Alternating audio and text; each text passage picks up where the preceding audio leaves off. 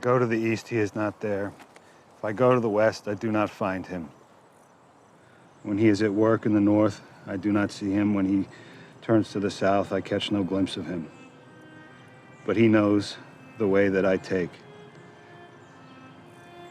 When he has tested me, I will come forth as gold. My feet have closely followed his steps. I have kept to his way without turning aside. I have not departed. Not departed from the commandment of his lips. I have treasured the words of his mouth more than my daily bread. But he stands alone, and who can oppose him? He does whatever he pleases. He carries out his decree against me, and many such plans he still has in store.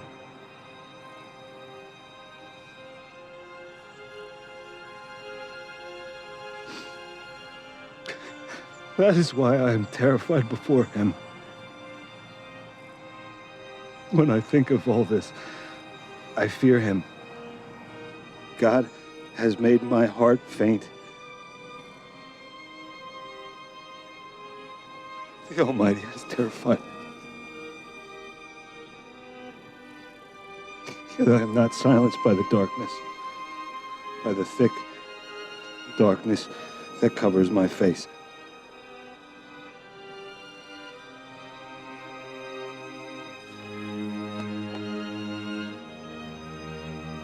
Amen. Alright, hey everybody, welcome back to the channel. This is Rob here at Smirking at Reviews, back to talk more Leftovers. We are on the Season 1 finale. It's episode 10. It's called The Prodigal Son Returns. Full spoilers if you have not seen this episode. We've made it to the end of this first season, and it's such a good one, and it always stays with me every single time I see it. It hits me. It hits me hard. And after this week, and after the last few months, really, this kind of episode really kind of hits you in the gut and makes you think about a lot of things. And especially after my 1,000 subscriber celebration video where things got pretty real at times and, you know, pretty honest. I mean, I'm always pretty honest on this channel. And like I said, this show really gets me, and that's why I talk about it. It's one of the finest shows I've ever seen. And it's pulls no punches, and I don't think a lot of people can handle that. I think that this is the kind of show that triggers a lot of people in this world where we got to use that word, trigger. It hits people in an uncomfortable area that's hard to talk about, and that's why one of the reasons why I love it. And we'll be back with season 2 starting next week. Just to let you know, yeah, I mean, I'm trying to be better at promoting myself, but if you're liking the content on the channel, please, you know, like, subscribe, all that, blah, blah, blah. So, you know, hit the channel bell for notifications. Share the video with other people that like it, that you think would like it. Yeah, because this is a lot. So let's, oh, and I played that clip you know, before this because I wanted to put it in, and I wasn't sure how bad my camera would flake out on me. So that's Kevin, you know, giving the eulogy over Patty's grave, and hopefully you guys were able to get past it. A lot of you probably just fast forwarded through it or wondering what it is, and if you're new to the channel anyway, you would probably be like, "What the hell is happening? Why is this clip here now?" But those of you who aren't new to the channel, that's the reason why it's there. You can always skip ahead. You know, well, if you skipped ahead, here we are talking about it now. And we pretty much immediately pick up from episode 8. Since episode 9 was the flashback episode to the events leading up to the departure. Kevin with a very dead Patty. And, you know, at this point, Kevin takes one of her cigarettes out because, you know, smoke them if you got them, right? I mean, he's pretty much, and by the way, guys, I mean, this is going to be kind of, I'm not filtering myself this episode, this issue, you know, I've been pretty good about not filtering myself, but he's hit fuck it. You know, he's sitting there with a dead body that he can't explain. Who's, you know, even though he's a cop, you know, who's going to believe that he didn't kill her? He brought her there. He beat her. You know, and while I believe in this situation there'd be a good chance that most people would look the other way. People don't give a shit about the GR, what they've done, what they do. Patty dying for most people would be a blessing because nobody would miss her. I mean, it's kind of the whole point of them in the first place, you know. They cut off all ties. They're like freaking, you know, weird, no power, no force powered Jedi. You know, like we get rid of all attachment. We don't care about, you know, we have no love. We just are kind of like these people with a message to spread. That's pretty hard to take. Um, and but Kevin would know. And as bad as Kevin thinks he is, he's not. He's human, like all of them are. Patty just had issues bigger than just being on the GR. So we also have Jill with Lori at the, you know, Guilty Remnant headquarters there in town of Mapleton, where she's smoking, and Lori, you know, like takes a cigarette from her. And we get Tommy, who's back with Christine and the baby, which is the scene that's playing behind me right now. And the only thing, I know I might be a broken record about this, but I was just like, oh good, another crying baby scene. I'm sorry, but crying babies are like my, you know, it breaks my brain. I can't take a crying baby. I have to basically like hit mute and hope I'm not missing anything important.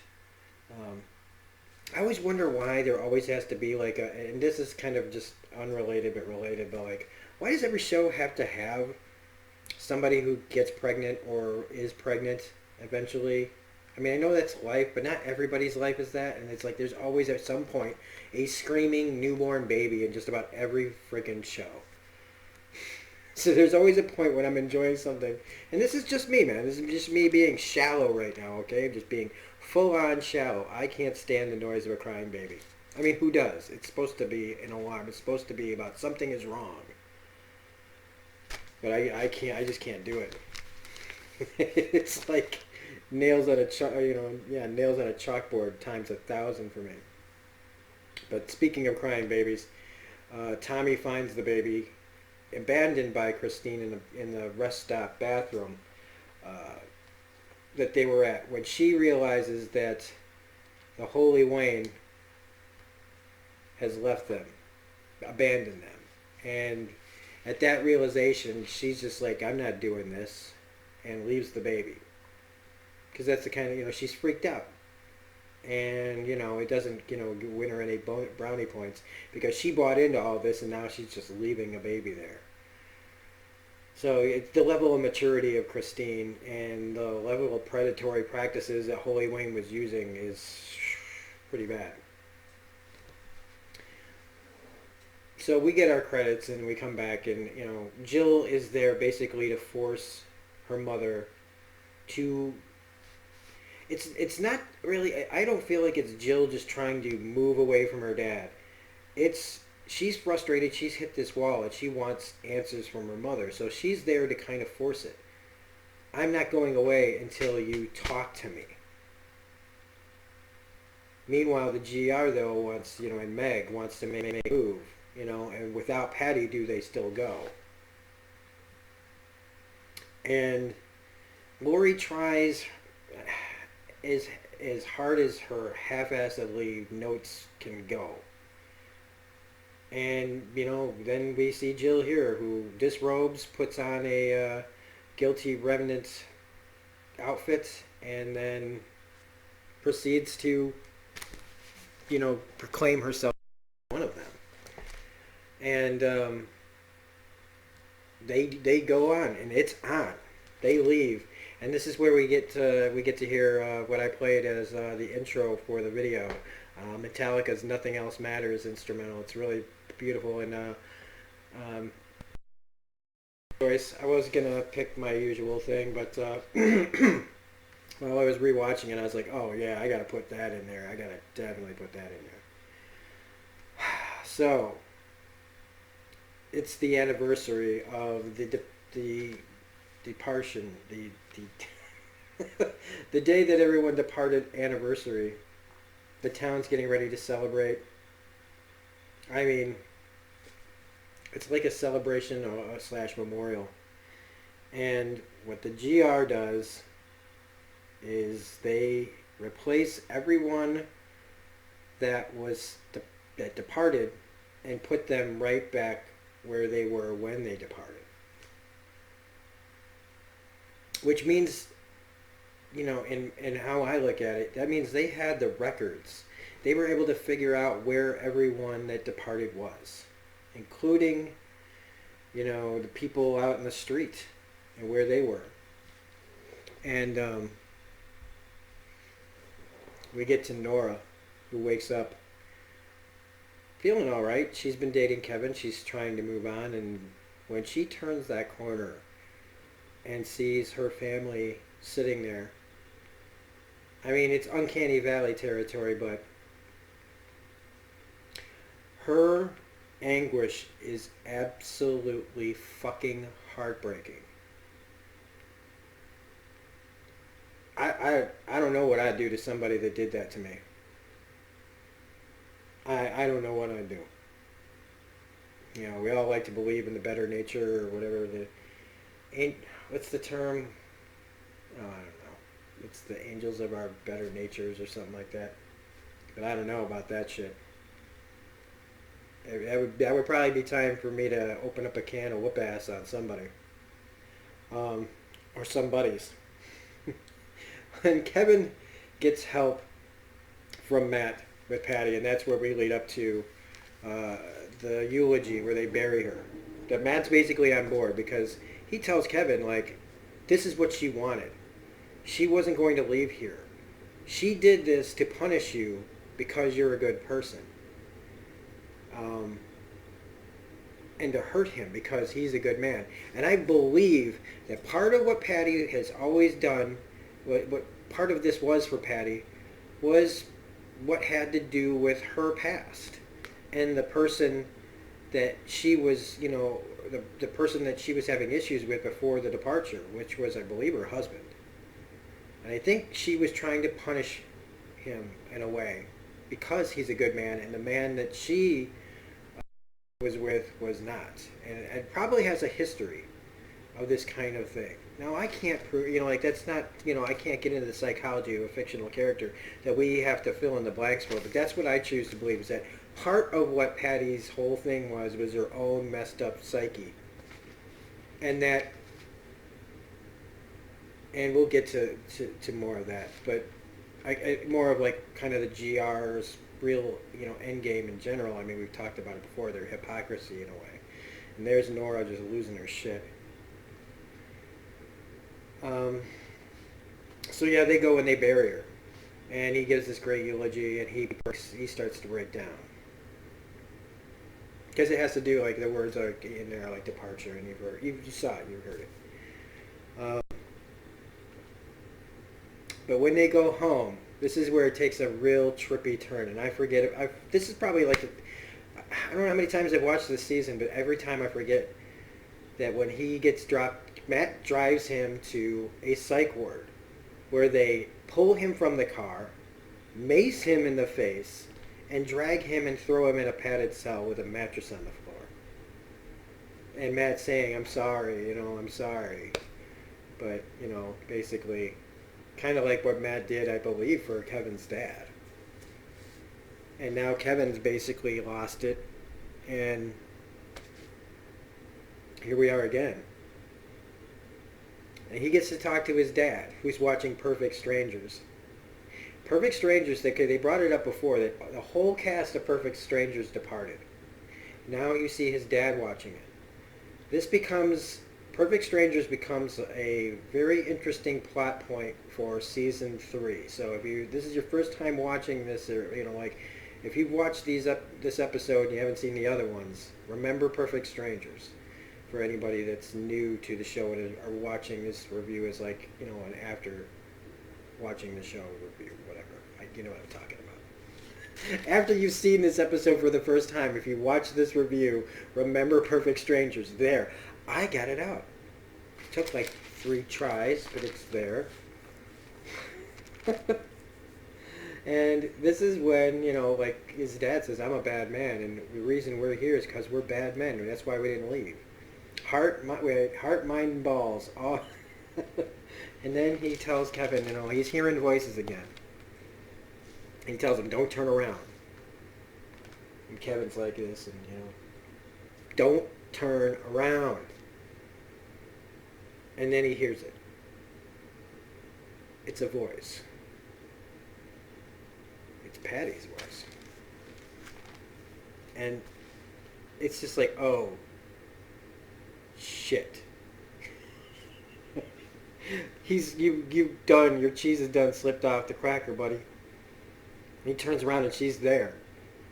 And she's like, I'm very real. I'm here. And you need to leave and the only reason I'm telling you this is because your dad's not helping you right now. And he and her are talking almost as if it's the person that his dad's been talking to this whole time. Somebody that's been haunting him. But that's really what's happening here, okay? Let's just spoil that right off the bat. If you've watched this and anything, it's Kevin's dad is talking to someone who's haunting him. Or people that are haunting him. Something that's happened to him. He says he's a bad man, which leads me to believe he's done some bad things. And these things are haunting him, and these are the things that drove him crazy. And now Kevin has it. Because Patty's dead, and when he says to him in the dream, here, if you leave with her, you leave with her. Which means you wake up from this, you're carrying this with you. She's going to be with you. She's going to be haunting you. And this is something that's very important going forward after this season. And thankfully, it is a dream and he wakes up because it gets even weirder. It almost looks like she's giving him a lap dance. It's pretty messed up. But, it's The Leftovers. Messed up is pretty much, every other minute. Maybe every minute. They go for, Matt and Kevin will go for burgers, and he wants to know, like, what did she say to you? And he's like, well, she said, I understand. He's like, well, yeah, sure you do. She clearly, wouldn't have said that if you didn't understand what she meant before she killed herself. You know what she meant. You just don't want to deal with it. Which is why they're there. Why are they still there? And he tells Matt, why we're still here and why we didn't go. And he kind of just recounts, like, the events that were surrounding in episode 9. Where, sorry, I'm going to keep doing this to make sure this thing doesn't completely flake out of me again. That he wanted to leave his family. And that he cheated on his wife. And that while he was sleeping with her, literally having sex with this woman that he didn't know, except for on the, from the deer that she ran over, he's literally inside her when she disappears. And that's messed up in its own right, but that's just that level of guilt there. And if you think about, like, where was Lori, with the whole pregnancy thing, everybody was kind of spots. And with the kids who were there with the other missing kids, and then seeing people disappear and wondering, like, everybody having to wonder who disappeared. And Kevin running to his children and seeing them happy, and he breaks down that they were happy to see him. Something that he's not, that he's realizing, not realizing, but, with the state of his family now, they were happy at this awful moment when all these people disappeared. They had each other for a minute. And then he's like, I wanted, at that moment, I realized I didn't want to leave and I wanted to hold them. And that is exactly when they started to leave. Which is almost like, not to, like, all of a sudden get a little change direction here, but that's kind of, like in a lot of shows when somebody kind of finally finds peace, or uh, like on Lost, when your character finds like kind of redemption, you're gonna die. when you get when you start to get happy, or like on The Walking Dead, like if a certain character all of a sudden gets a lot of screen time in an episode, like where it's like heavy them and their issues, yeah, you done dead, man. And like he said, like everything was different. Lori was different. All of it was different. Well, in the restaurant that they're in, when Kevin goes to the bathroom, he hears this voice in the stall, and it's, lo and behold, as fucking coincidental and crazy as this is, it's Holy Wayne sitting there on the toilet, dying from a gut shot in the bathroom. Now, what was he doing there? Why was he there? I don't know.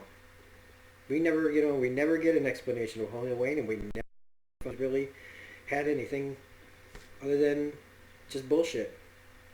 Because even he is saying, I think I'm a fraud, and I want you to close your eyes and make a wish, and if I, and see if I can grant it, because I'm afraid I'm a fraud, which, hell, we all feel like fraud sometimes.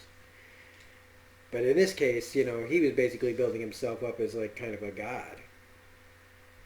And he was, putting seeds everywhere inside of women, Asian women, I mean, come on.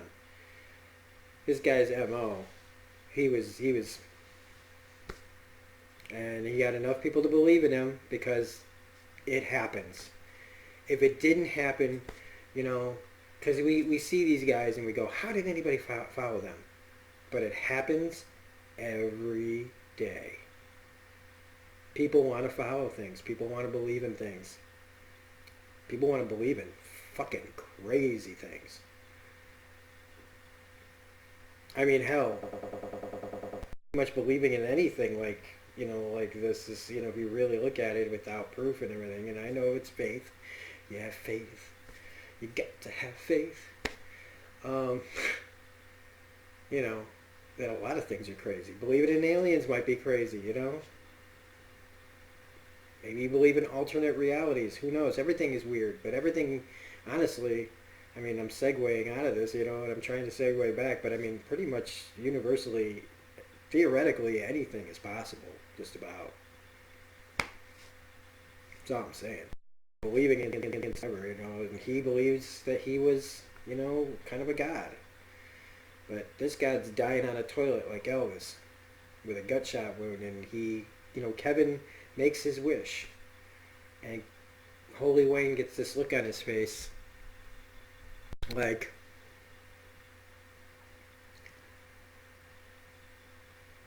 and he knows what Kevin, or he thinks he knows what Kevin wanted, and he says, granted, and he dies. And it's real, like, just kind of starkly real, this death of just him kind of, and the drool coming out of his mouth, and then the SWAT team arrives. So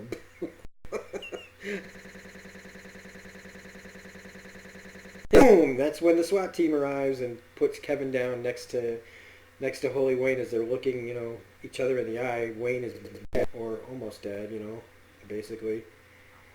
And they ask him, like, did he bring up Russia? Which, who knows, maybe he had ties to Russia. But they just say, oh, no, he's just another asshole god. And once they find out Kevin was a cop, they're just like, oh, well, why didn't you just say that? Peace. So they leave. And that's the story of Holy Wayne. Dead on a toilet, like Elvis. I mean, he even said he predicted his own death. But don't a lot of these guys. And so they go home, not knowing that the events have already taken place, and they did not show the actual events, except for, like, we see Nora's reaction to it, and that's pretty much all we need. I think that pretty much sums up how about 99.9999% of people would have reacted. And so it's mob rules. It's Springfield. It's like The Simpsons, where something bad happens and they just grab their pitchforks and their flames and their torches, and they just go to town on the guilty remnant.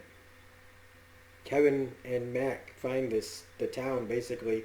It looks like the end of like a movie after like the shit hit the fan. Like the Crazies. You ever see the Crazies with Timothy Oliphant, where the whole town just like looks like this by the end of it, where something terrible has happened, kind of like the end of the world just happened right there in your town.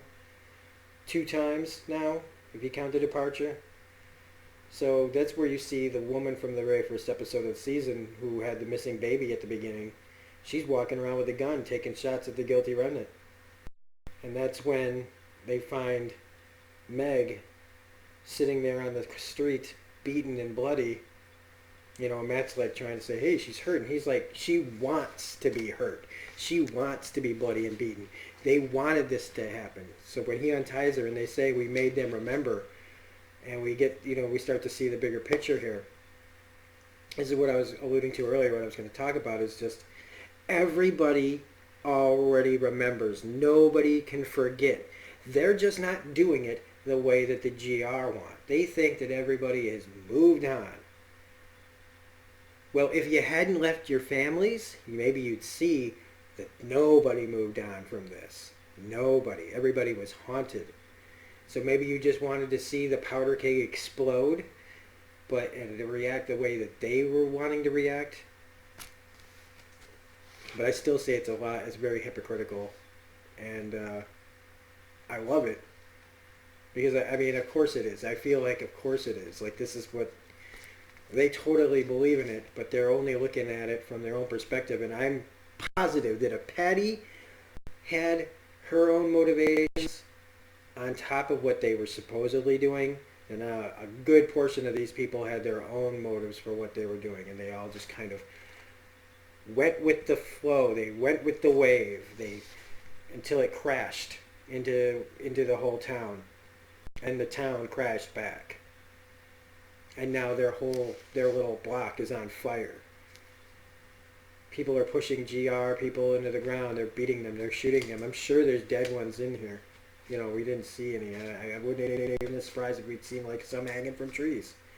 And the mayor, shell-shocked, like Tom Hanks at the beginning of Saving Private Ryan, where it's just like without the ringing of the ears, and her telling Kevin, "You were right." It's like, no shit.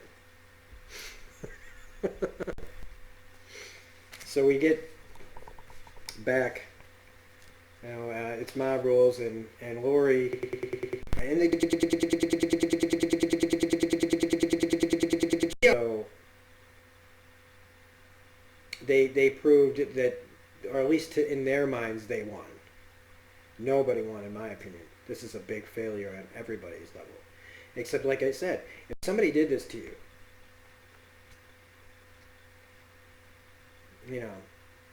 now they'll never forget is basically their intent. We see Lori then, like Kevin's the only one trying to get through to try to help, because everything's on fire. And so, somebody's got to do it. His own men aren't even getting out of the way to let the police, the fire trucks in and stuff. I say and stuff a lot. But he goes and he sees that Lori's being dragged out of one of the burning houses by a guy who's probably going to do really bad things to her, but he doesn't get the chance because Kevin pistol whips him. And Lori finally speaks and screams Jill because she's in the house, and Kevin goes in to get her. And you see that some of the GR are just laying there, and he doesn't do anything about it because he can't. He's got to get his daughter. Like, he's one-sided. He's a good man, but he's like, you made your choices. There's even a guy sitting there ready to get, let the fires take him. But he finds her and gets her out, and he finally hugs his daughter. And she hugs him back. And really, let's just get to it. I mean, I believe Kevin's wish was to get his family back, or at least part of it. And, by the end of this episode, we see that that kind of happens. But again, it's all kind of perspective, right? Was Holy Wayne right, or was it just, or do we even know what Holy Wayne thought he wanted? Maybe, I think Holy Wayne is just one of those people that's really good at sociology, reading people. He knows people just can know people. You basically can take you subtract what most people want and need, and one of those things is probably the thing that's on their mind. It's like what a lot of fucking psychics do and stuff like that. But when we get Nora's letter to Kevin, where it's this, I was thinking about writing it down. I was even thinking about putting the clip in. Carrie Coon delivers this great speech about how she wanted to be with Kevin, and she thinks that maybe he loved her, and that she's too much of a coward. She knows that she can't change anything, but she can't forget her family, and she plans on leaving. Long story short, and she's really sad about leaving him and whatever, but then we get, we kind of get a little montage of Kevin and Jill walking, and the wild dog returns. So like the family, in episode 9, when they were trying to get a dog and they weren't ready for it, suddenly a dog arrives, and it's a wild dog returning now. And I mean, Kevin's look to Lori though, when he sees her, like, she's looked so happy that everything's okay, but Kevin looks at her like, you did this, you fucking people. If you weren't this, Jill wouldn't have been in that house and almost killed. And Lori realizes that, I think, and leaves. And that's when Tommy finds her at the lake, or at the waterfront. Now, Sam's baby, like, he doesn't have, or like, we don't see the baby. So when Nora goes to deliver the letter, which, if this letter was delivered, this changes the whole show, maybe even ends it. But she finds the baby, and I thought it was Christine's baby, because it's an African-American baby, like Holy Wayne was. Now, I can't remember if that's accurate or not, because I know it's something in season 3 has to do with that baby and the original mother. I think you know where I'm headed with that. So I don't remember if that's Christine's baby or not. But if it's not, it's a really weird coincidence. Like, why wouldn't they just make it Christine's baby? Tommy had a kid. Whatever. I'll figure it out when I start watching season 2. Because, that's one of the great things about not watching it in a long time, is, like, sometimes still being surprised. But Nora picks up the baby, and basically just as Kevin and Jill arrive, and she's changed, I guess, sort of. Because she's like, look what I found. And I guess it gives her, like, new purpose, to be, and a second chance to be a mom again. It's a lot of things happening, a lot of emotions happening all at once that we're supposed to just kind of accept are happening, as if this new family unit has come together. Jill, Kevin, this new baby, and Nora, could be a new family, could be the start of a new family. And that's how the season ends. And it's really, really powerful, really, really powerful stuff. Some of the best acting I've ever seen on any series. This show's acting continues to be great throughout.